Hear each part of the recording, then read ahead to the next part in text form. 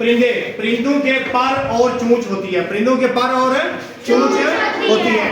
पर होगी उड़ने के लिए और चोंच होगी खाने के लिए।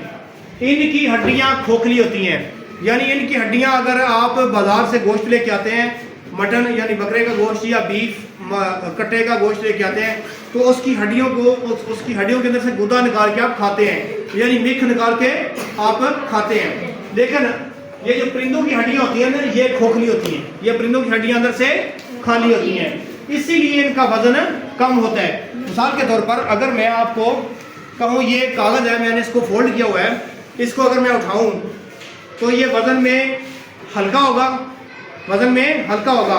और अगर इसी के अंदर मैं मट्टी भर दूं, इसी के अंदर मट्टी भर दूं,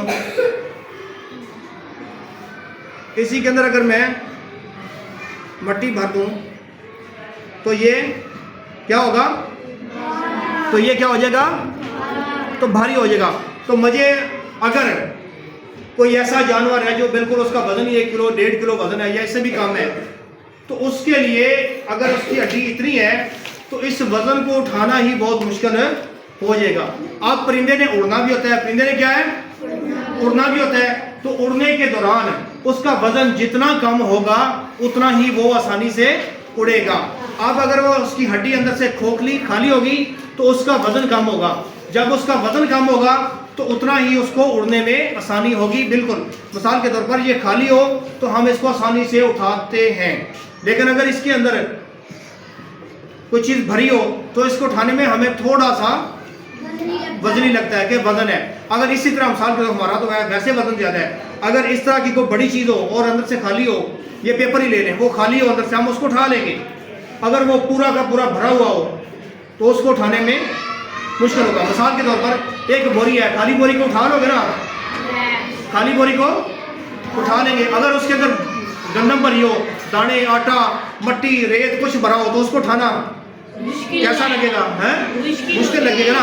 बिल्कुल परिंदों की हड्डियों के का खोखली अल्लाह ताला ने रखने का मकसद भी यही है कि उनका वजन कम रहे, उनका वजन कम रहे। जब उनका वजन कम होता है तो उनके वजन कम होने की वजह से वो उड़ आसानी से सकते हैं। फेफड़ों के आज इनके जिस्म में फेफड़े होते हैं, लेकिन फेफड़ों के साथ साथ जिस्म में हवा की थैलियां भी होती हैं। अब हवा की थैली का मकसद क्या होता है, इसके दो मकसद होते हैं। एक तो मसले इसका वजन, इसका जिस्म का जो डायामीटर है यानी इसका साइज बढ़ जाए और एरिया ज़्यादा हो जाता है जिस्म का और वजन कम होता है। और लेकिन इसको फेफड़ों के साथ साथ हवा की थैलियां होने का मकसद ये है कि जब ये उड़ते हैं तो इनको बहुत ज़्यादा ऑक्सीजन की ज़रूरत होती है और लगातार होती है, तो जहाँ पर कुछ ऑक्सीजन की कमी हो तो वहाँ से ये थैलियों से पूरी कर लेते हैं। परिंदे हवा में उड़ सकते हैं, कुछ परिंदे पानी में तैर सकते हैं। मसलन बतख को आपने बड़े खूबसूरत से देखा है, तालाब में जहाँ भी रखें उसको बड़ा अच्छे तरीके से तैर सकती है। कुछ परिंदे उड़ नहीं सकते और इनको दौड़ने वाले परिंदे कहा जाता है। मसलन कीवी, अब कीवी एक परिंदा है, ये न्यूजीलैंड का कौमी परिंदा है, ये न्यूजीलैंड का कौमी परिंदा है।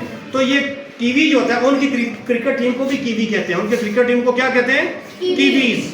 तो ये उनका कौमी परिंदा है, ये उड़ नहीं सकता, ये दौड़ता है। और दूसरा परिंदा है शुतुरमुर्ग, ये बहुत बड़ा परिंदा होता है, ये भी उड़ नहीं सकता, ये भी चलने वाला दौड़ने वाला परिंदा ही है। तमाम परिंदे अंडे देते हैं, तमाम परिंदे अंडे देते हैं, यानी इनकी नस्ल जो आगे बढ़ती है वो अंडों के जरिए होती है और अंडों से फिर चूजे बच्चे निकलते हैं। वो परिंदे जो पानी में रहते हैं उनके पाँव में झिल्ली होती है। अगर मुर्गी का पंजा देखें ना आपको तो उसकी एक उंगली और दूसरी उंगली के दरमियान कुछ नजर नहीं आएगा, खाली होगी।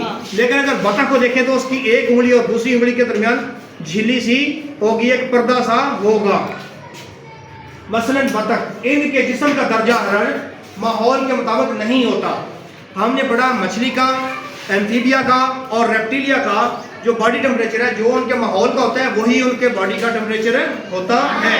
मसलन पानी अगर ठंडा है तो इनके बॉडी का टेम्परेचर भी उसी मुताबिक हो जाएगा, पानी अगर गर्म है थोड़ा तो इनका बॉडी का टेम्परेचर भी उसी मुताबिक हो जाएगा। लेकिन परिंदों का बॉडी का टेम्परेचर माहौल के मुताबिक नहीं होता, इनका वही होता है जो होता है। मतलब 37 डिग्री सेंटीग्रेड है तो इनका वही रहेगा।